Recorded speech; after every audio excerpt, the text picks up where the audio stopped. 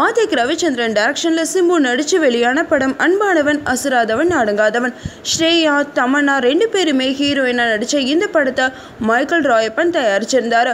இந்த படம் வெளியாறதுக்கு முன்னாடியே 2 பாகம் இருக்கு அப்படின்னு சொல்லியிருந்தாங்க. சிம்புவும் ஆதிக் ரவிச்சந்திரனும் சினிமா விட்டே போறது தான் சினிமாவுக்கு நல்லது அப்படின்னு கூட சோஷியல் மீடியாஸ்ல கலாச்சிருந்தாங்க.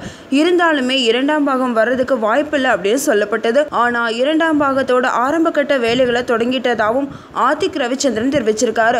அடுத்த வருஷம் பொங்கலுக்கு படம் ரிலீஸ் ஆகும்னு அவர் தெரிவிச்சிருக்காரு. தமிழ் சினிமாவை பொறுத்த வரைக்கும் நல்லா பேசப்படுற ஒரு நடிகரோட படம் நல்லா இல்லைன்னா அவரோட ரசிகர்கள் ஏதோ செஞ்சு அந்த படத்தை ரசிச்சு ஓட வச்சிருவாங்க. அந்த படம் அந்த ரசிகர்கள் ரசிக்கிற அளவுக்காவது கண்டிப்பா இருக்கும். ஆனா த்ரிபிள் ஏ படம் அந்த நிலைக்கு கூட இல்லை.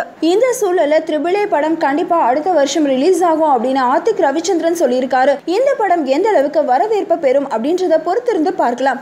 இந்த நியூஸ் உங்களுக்கு பிடிச்சிருந்தா லைக் பண்ணுங்க, ஷேர் பண்ணுங்க, கமெண்ட் பண்ணுங்க.